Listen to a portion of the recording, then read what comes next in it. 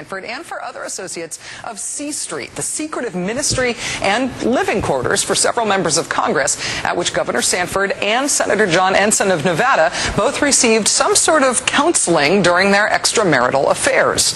A number of other C Street affiliates are now going on the record about the shadowy organization, mainly to defend its secrecy. Senator Jim Inhofe of Oklahoma telling Roll Call newspaper, quote, "It's a great place," and vowing to continue holding foreign policy meetings with African ambassadors at the C Street House.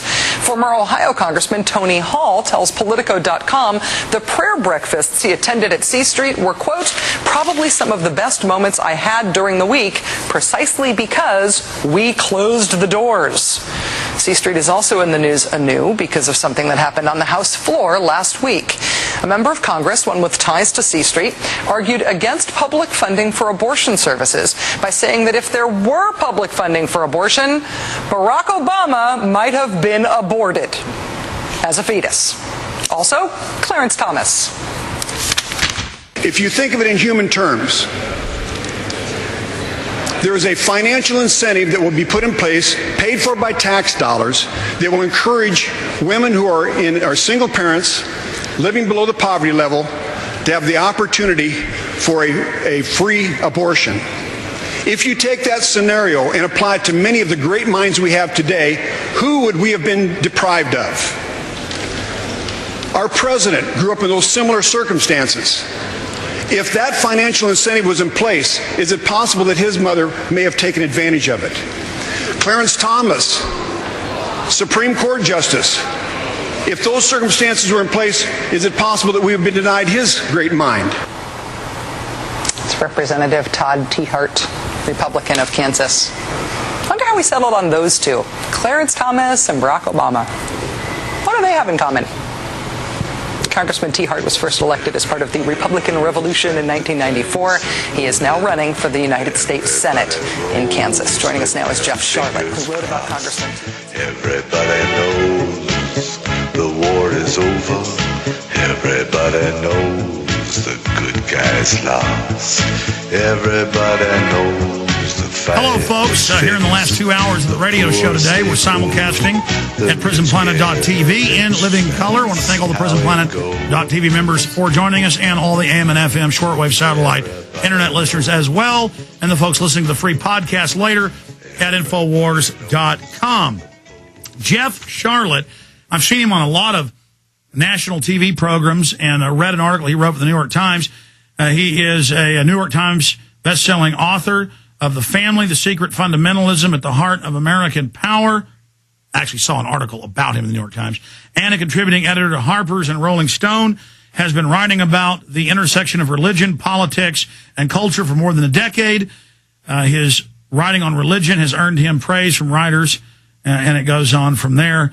His new book is The Family, and we've got that up on screen for everybody. The Secret Fundamentalism at the Heart of American Power. He's here with us for most of the hour. Then Wide Open Phones coming up at the end of the hour and in the fourth hour, covering the flu hype and NLE09. Martial law drills going on.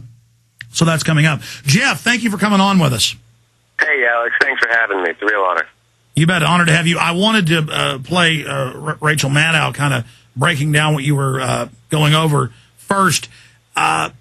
Tell us about yourself, how you got interested in this, about this group on K Street, the Family, and then how it ties into Ashcroft's group, the Brotherhood, that's also out of another house or the same house. It all gets confusing. There's other secretive right-wing Christian groups, like the Council on National Policy.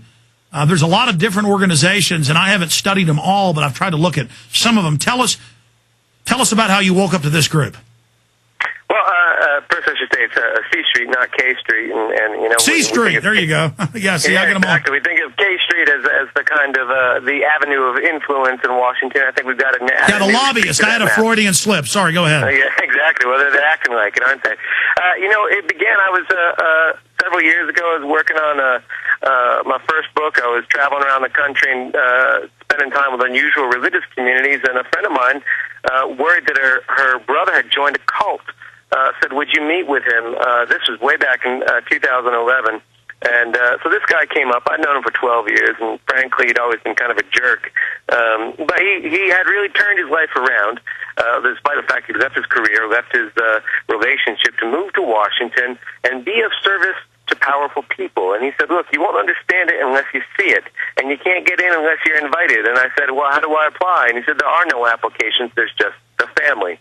So that sounded interesting to me, not as a believer, but just as a person who is interested about the varieties of religious experience, you might say. So I went down and spent about a month living with these guys, and I didn't know it was political at first, but then we had a visit from Senator Jesse Helms. I said, okay, all right, I think I understand. Well, wait a minute. I mean, this doesn't sound, and I'm not defending the group because I don't even know enough about it to even get its name right, but C Street, the family, C Street's the name, and obviously the house. If it's such a cult, and I do agree, it looks pretty culty, why did they just let you right in then? Well, first of all, I actually say that they are not a cult. I don't think they are cultish, but not a cult. Because a cult has certain characteristics. They are cultish. They've got the cult of personality around their leader, Doug Coe. But what they really believe in the sort of networks of elites. And so because I was invited, that's the only way you get in. You get invited. So because I was invited by this guy, that made me sort of okay. And I think they were actually interested in the fact that I'm a journalist, I'm a writer, because they saw me as an influencer, someone who can help spread the message. So they had me into this house. And I originally wrote about this for Harper's Magazine. If anyone's sitting out there being skeptical, that all went through fact-checking, legal review, never been disputed. Lived with these guys for a month. Okay, but I mean, they're pretty confident then about the way they operate and the way they work to let a prominent journalist into their midst, though. I wouldn't say I was prominent at that point, but they've been around for 70 years. They do believe in secrecy. The leader of the group, Doug Coe, says the more invisible you can make your organization, the more influence it will have. Okay, so you did infiltrate to a certain level. So this is cultish then. Yeah, it's absolutely cultish. I mean, there's a cult of personality around this guy, Doug Coe, whom they sometimes call First Brother. They say he has a special relationship with God unparalleled by anyone else in the world.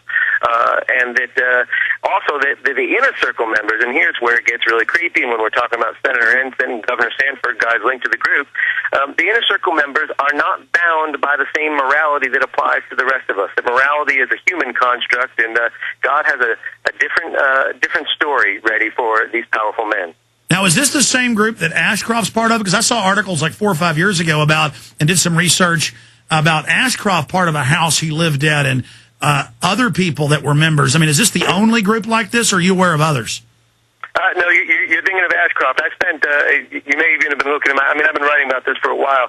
John Ashcroft, I lived with him for a month and then discovered they had dumped 600 boxes of documents, unorganized. They hadn't even sifted through them in Billy Graham's archives. So I went. Yeah, so that was your article. I did read about how they don't really care about abortion and they like Machiavelli, wasn't it? I mean, I'm going from memory here. They're not as much social issues. John Ashcroft, I found letters dating back to the early 1980s. John Ashcroft was writing to the leader of the group, Doug Coe, First Brother, saying that he wanted to get involved and could he be helped. And that's what the family has done historically. They've identified guys that they think they can work with, and then they groom them and sort of raise them up the political ladder. Doug Coe, the leader of the group, he likes to say, we work with power where we can, build new power where we can't. And that means that they've got a lot of political allies in Washington. So it's like a political religious fraternity. Very much so, very much so. Okay, well, I mean, I know I'm throwing a lot of points in here because over the years I've done research here, there, but you forget a lot more than than you can actually comprehend. But I know there's all these weird, secretive groups. Did you ever run into any connections in this group with Masons, Masonic groups, or with Opus Dei Catholic groups, or with the CNP, Council on National Policy? There's a lot of overlap with the CNP, guys like Ed Meese and various members like that. But one of the most interesting connections I did find was Opus Dei. And you might almost describe the family as kind of a Protestant Opus Dei, but they lack even the integrity of Opus Dei. But they originally, in their archives, they were very interested in working in Spain. They're very international. They work around the world.